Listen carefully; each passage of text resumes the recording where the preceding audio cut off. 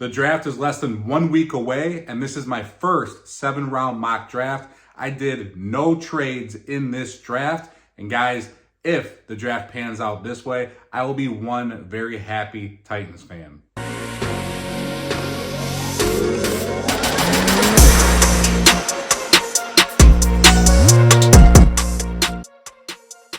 Hey, how's it going, everybody? Titan Uprising here. Thank you for tuning in. Please continue to like, share, and subscribe. I'm almost to 400 subscribers. If you guys can, please make that happen. My goal is to hit 400 here by the end of the month, and from there, 500, and then only up from there. So if you guys can, please make that happen. I really do appreciate it, and I appreciate every single one of you. Now let's get into this 7-round mock draft with no trades. So in the first round, I had the Tennessee Titans at pick number 7, taking offensive tackle Joe Alt out of Notre Dame. And, you know, I think I've talked enough about this guy, made enough videos. He was in my previous mock draft that was just a 3-round mock draft. We know how much of a generational talent Joe Alt is and how much he will help solidify the offensive line for years to come. And I think with him and Skoronski on the left side, it's a no-brainer. He's there at 7. You have to take this guy.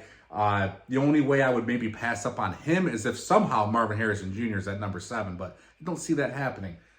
Generational talent, though, you have to take him. We need a bookend tackle. We could tell how much this team changed over the years once Taylor Lewan was no longer here, and he struggled over his last couple of years with injuries. But once we didn't have that left tackle leader anymore, this offensive line really took a hit, and we can't have a swinging door at left tackle any longer. Let's fix it now and fix it for good. And this guy's young. We can have him for the next 10, 15 years if he plays well into his 30s. And that's it. Closed case, guys. Joe Alt, number 7. Let's do it. Now, with the 2nd round pick, which is pick number 38 overall, I had the Titans taking linebacker Edgerrin Cooper out of Texas A&M. And I think this gives the Titans the starting linebacker duo that they really need. He's 22 years old. He's 6'3", 230 pounds, and he ran the 40 in 4.5 seconds. Now, a lot of people consider him to be the best linebacker in this draft, and to get him at 38 overall, that's a steal. He's a phenomenal athlete. He has very long arms, and his athleticism allows him to cover wide receivers, tight ends, and running backs. He also notched 10 sacks last year. Now, the Titans get a cover linebacker who can also get after the quarterback. And we all know the Titans also need edge as well. So you get this guy, he can cover, he can rush. I think you're kind of getting a 2-for-1 there. You're getting a 3-down linebacker, and inside linebacker is a major need for the Titans. With the 3rd round pick, there is no 3rd round pick, guys. The Titans do not have a 3rd round pick because we used it for Will Levis last year, which I would do it again. So we skip right to the 4th round pick that the Tennessee Titans have at pick 106 overall. And I had the Titans taking wide receiver Jermaine Burton out of Alabama. He's 6 foot tall, 196 pounds, and ran the 40 in 4.5 seconds. He ranked 6th nationally with a 20.5 yards per catch average and led his team with 798 receiving yards and 8 touchdowns on 39 catches. He's a speed guy. He's a vertical threat.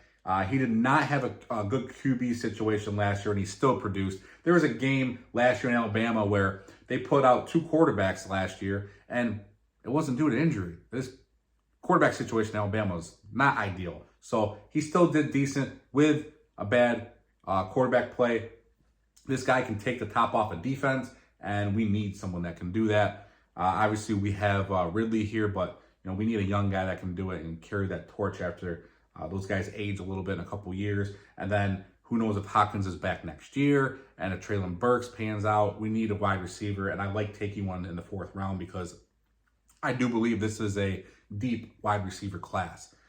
With the 5th round pick at pick number 146 overall, I had the Titans taking cornerback Jarvis Brownless out of Louisville. This is a guy that the Titans brought in on a top 30 visit, so there's a connection there. And the Titans have brought in around 6 or so corners that we know of for visits in this year's draft.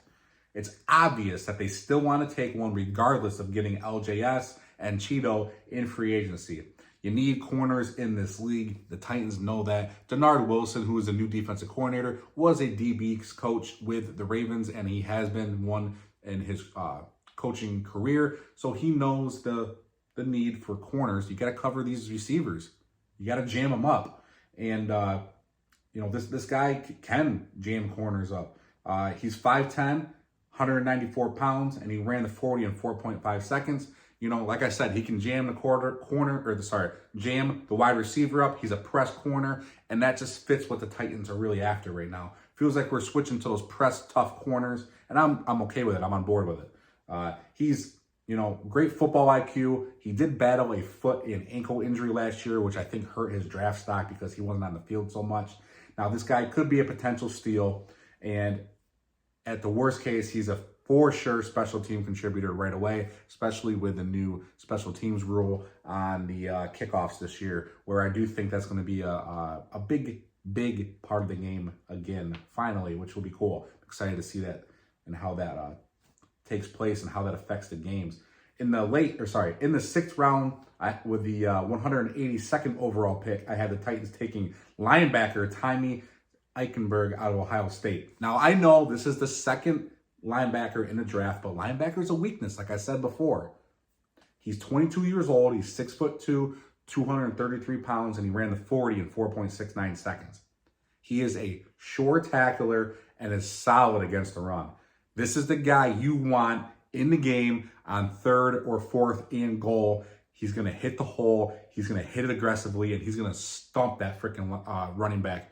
And that's who you want. You need a guy like this. He reads defenses well in the run game. He puts himself in great position to impact every play he's on. Now, he's not likely to become a every down linebacker, but a solid run defender and a rotational player that every team needs. You can get that in the sixth round. That's good. You need guys like that. You can't have not every guy is going to be a star-studded player. You're going to need depth guys. And this is a depth guy, rotational guy, and he's great in the run game. Now, the Titans have 2 seventh-round picks this year at 242 and 252.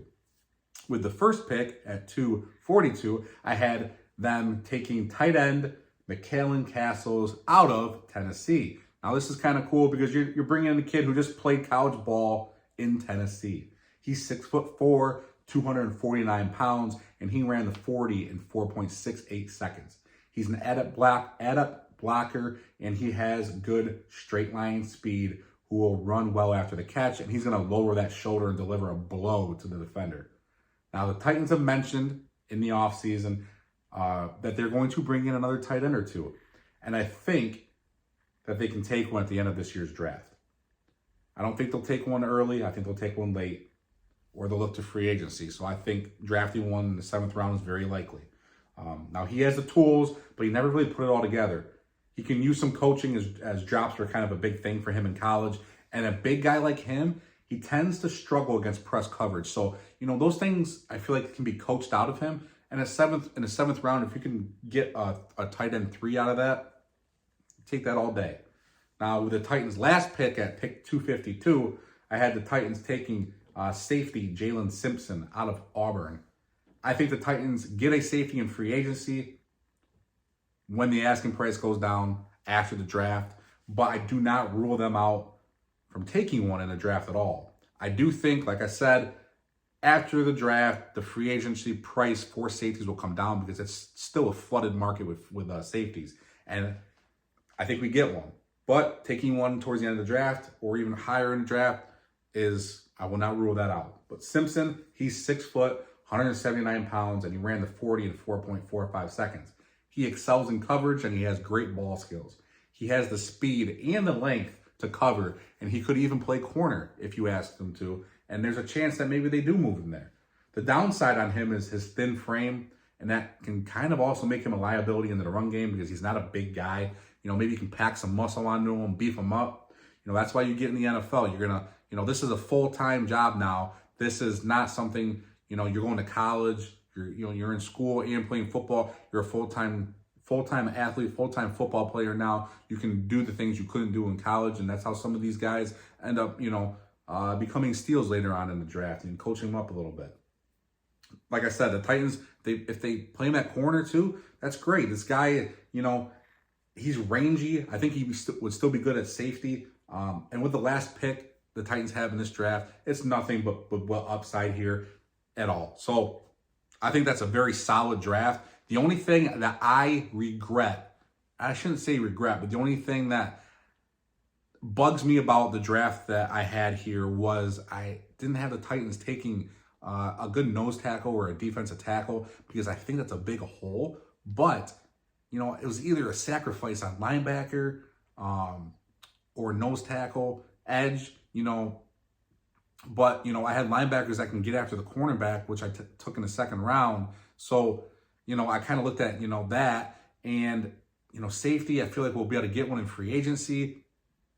We're not going to be able to fill all the holes on this team in one offseason. And then there's also going to be cuts that happen after the draft, after camp starts. Guys are going to get cut. I think we can, try to fill in somebody at nose tackle or defensive tackle, however you want to say that. We need someone to go with Simmons. We do. We need someone to go with them. We need to get the interior defensive line built up. But I think this draft covers a lot of needs. And, 2 linebackers, some people say, why'd you do 2 linebackers? But, hey, we got one guy that can cover and rush the passer. And then we got another guy that's a solid run defender. And then I think our linebackers are pretty set after that. Probably pulling some undrafted free agents at linebacker, but we have Gibbons coming back as well. So I think that gives us 4 linebackers that are solid. You have 2 guys that can rotate, then 2 starters. So I think that's pretty solid. Like I said, I just wish we can get someone in the middle of the defensive line. Really tempted to take someone in the second round there, but the guys that just fell, I was really comfortable with taking them. And if this draft does pan out like this, I'll be very happy with it. Now, guys, let me know what you think down below, because we all have different opinions on this draft, especially who the Titans should take with the 7th overall pick, or should not take. Should we trade back? A lot of people have different opinions. I think we should stay put at 7, because the odds of us getting MHJ or Neighbors or Alt are very high, because I do believe 3 to 4, I believe it's going to be 4 quarterbacks will go in the top 6. In this mock draft, there was 3 quarterbacks that went in the top 6, which was shocking to me, and how it played out, because it's CPU simulated, right? So how that shaped out, I was a little surprised, but it throws a curveball at you. It's like, hey, 3, because the last mock draft I did was 4 quarterbacks in the top 6. This one was 3. So you never know how that's going to shape out, and that's why it's fun doing these games. So guys, let me know what you think down below, and as always, tighten up.